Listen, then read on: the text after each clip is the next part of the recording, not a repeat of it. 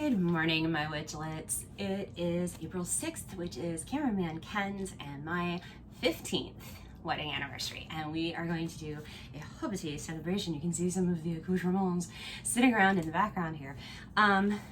So we're starting with breakfast that I have scheduled for 7 a.m. It is currently 6:36, so I'm gonna try to do this really fast. So not everything comes from this cookbook, but the very first thing that I'm gonna make that I'm filming for you comes from this cookbook, kind of. It is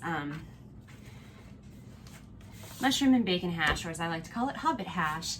So I'm gonna make some Hobbit Hash for you, and we've already pre-cut most of our ingredients. So in this bag we have diced mushrooms, diced leeks, and riced cauliflower. And then I have my bacon in this bag. So I'm using 8 slices of bacon that we've kind of diced down, approximately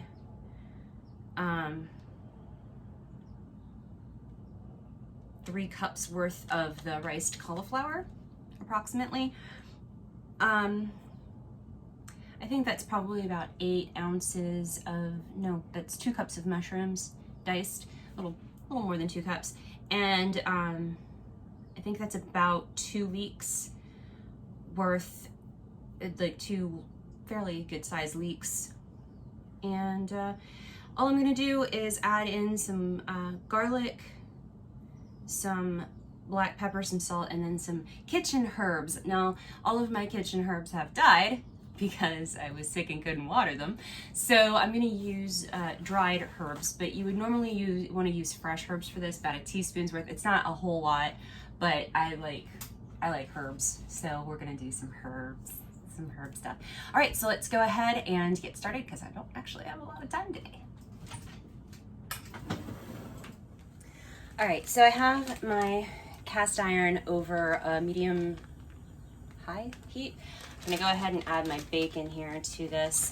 I couldn't get my normal beef bacon, so I have to use regular bacon, which doesn't make me happy, and it's gonna change the flavor of everything. That's okay. We deal with what we have. Now, this recipe is actually supposed to be a way to use up leftovers. So you're supposed to use like leftover baked potatoes or boxty or whatever it is that you have from the day previous, and your mushrooms are supposed to be leftovers from whatever you had for dinner or whatever the night before. So like the spices and the juices that the mushrooms were cooked in are going to flavor your dish. I don't have that because we usually don't have leftover mushrooms, or we don't really eat potatoes. I mean, I don't. Cameraman Ken does, but I mean, I do eat potatoes. I just make however many potatoes I'm gonna want, and I eat those. Like, we had French fries last night, so that was my potatoes, and made them in the air fryer. They're really good. Of course, I dumped chili all over it and cheese because I was having a day. But that's okay. So I'm gonna let this cook up, and what you would normally do is, if you are using like leftover potatoes and mushrooms, you would take this time while the bacon is cooking to cube the baked potatoes or cut up your boxty or whatever potatoes you're using, and cut up or dice up your mushrooms. Since I don't have that, I'm just gonna let this go until the bacon is crispy. You're gonna remove the bacon only from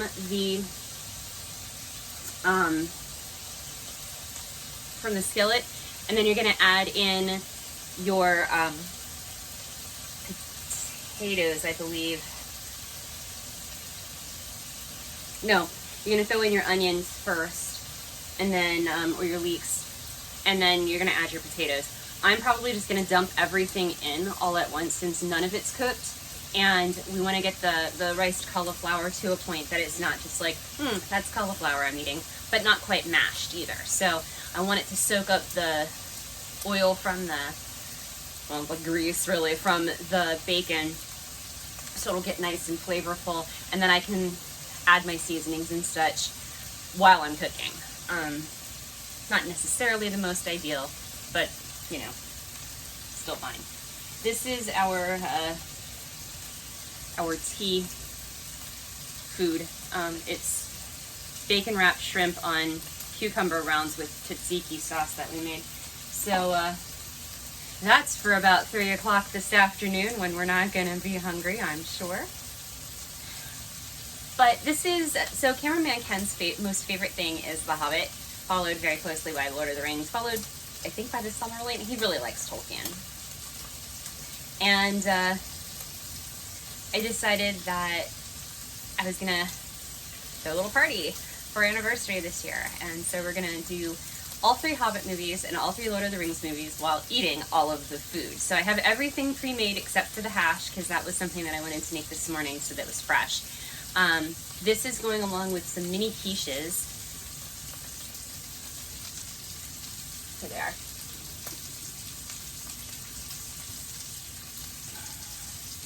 That I'm going to pop in the microwave. I'm going to pop 2 of these in the microwave to heat them up so that we're not eating them just cold. But these are made with sun-dried tomatoes, spinach, olives, obviously egg, and there is actually a crust in here too. So gluten-free, low carb. So that's breakfast. Second breakfast is actually a Greek yogurt thing. I can't really call it a bowl because I put it in mason jars. But it's banana split Greek yogurt. So it's Greek yogurt with half a banana, 2 teaspoons of sugar-free strawberry preserves, and 2 teaspoons of sugar-free dark chocolate morsels. So looking forward to that. Then let's see what's next. Oh, 11sies. From last week's video, we have the lembas bread. It turned out really well. And with that, we'll be having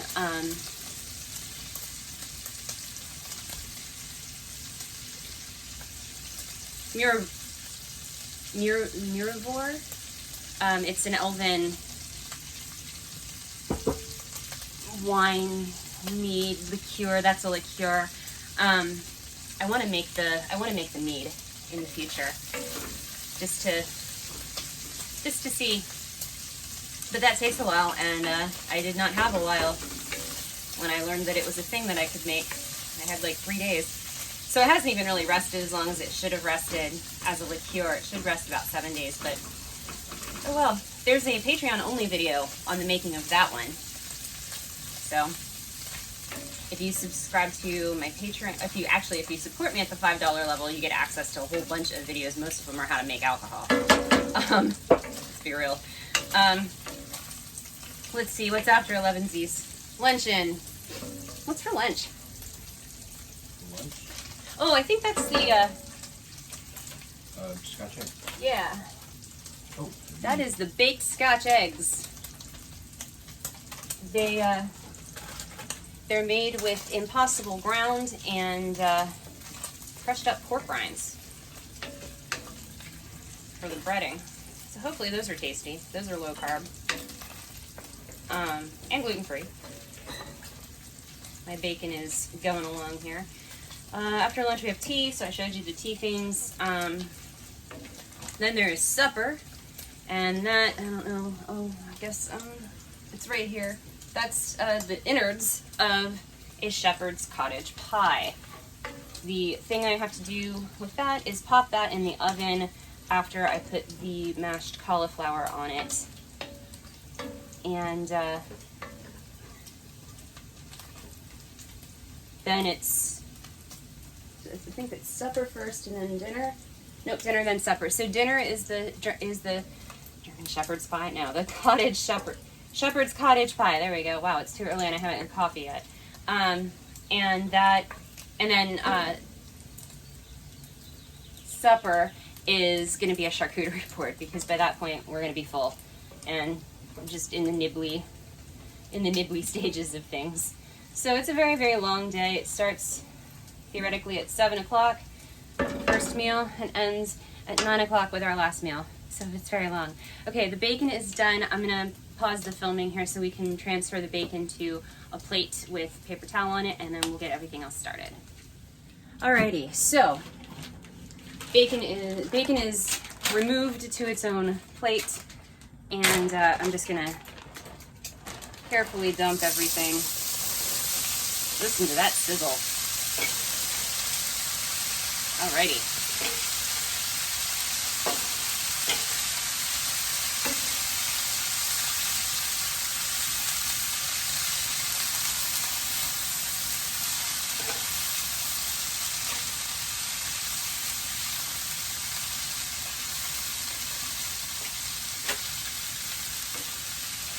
So you're just gonna kind of stir this around, and it's already soaked up all of the grease that was left in there from the bacon.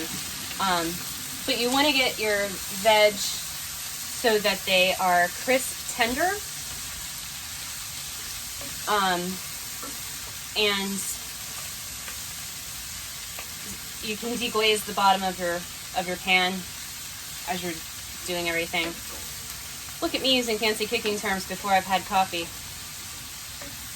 I mean, I have coffee, I just haven't had a sip of it yet. Cameraman Ken has brought me coffee because that was his one job for today, for this morning, was to make the coffee.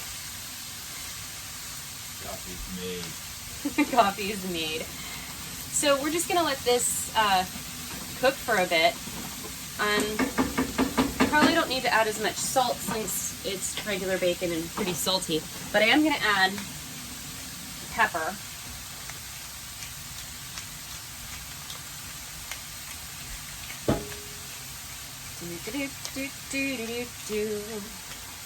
That's my cooking song. All right.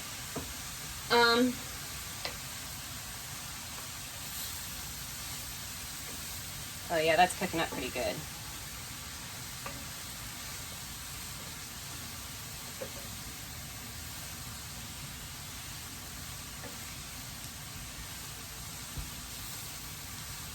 All right. I'm gonna disappear from the screen for a moment so I can grab some other kitchen herby type things. What do you want in this? Rosemary? Oregano, like kitchen herbs. We grow sage and kill sage. It's not even 7 o'clock yet. I know. It's like 5 minutes. I can't think herbs yet. I don't believe that. What would you like? I'll grab it. Yeah, let's do some sage. I mean, I think I just have rubbed sage and ground sage. Sorry. So let's do some rubbed sage. I like sage. Unless it's in scrapple. Then it's gross. No, I mean gross. Scrapple in and of itself is gross. All my Pennsylvania Dutch friends, them's fighting words. Yeah, no it isn't. I'm right. Your husband, that's fighting words.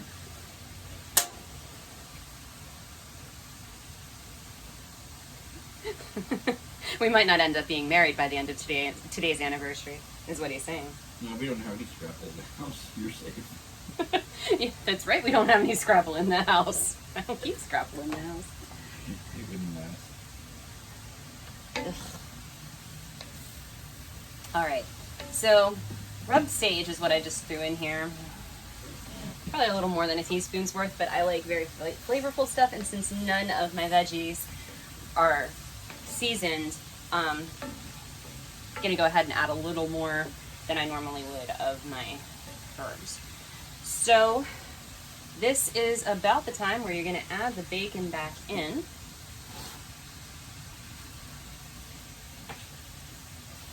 And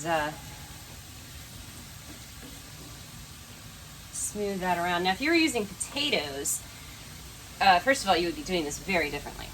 But if you're using potatoes, you would want to try to flatten it down so that it's got like a hash brownie kind of a base,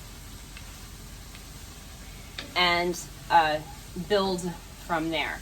But I'm not using potatoes, because if I used potatoes, today would be the most carb-tastic day. and I've already gained at least 5 pounds, and I'm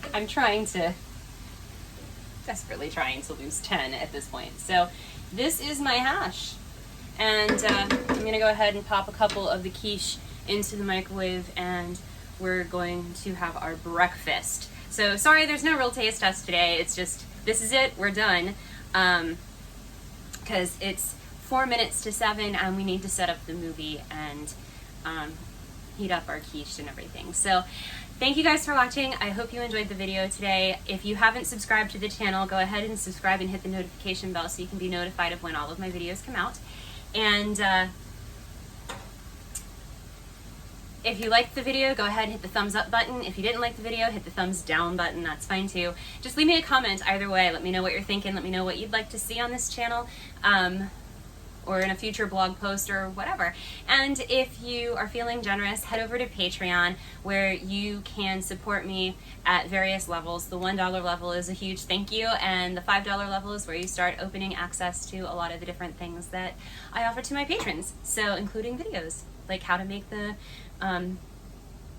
elven wine thing. I don't know how to say that. Plus I have some other videos on there like Persephone mead and compound gin. There's a lot of alcohol. That's usually where I put my alcohol stuff. So do check it out, and let me know. Thanks for your support, and we'll see you next time.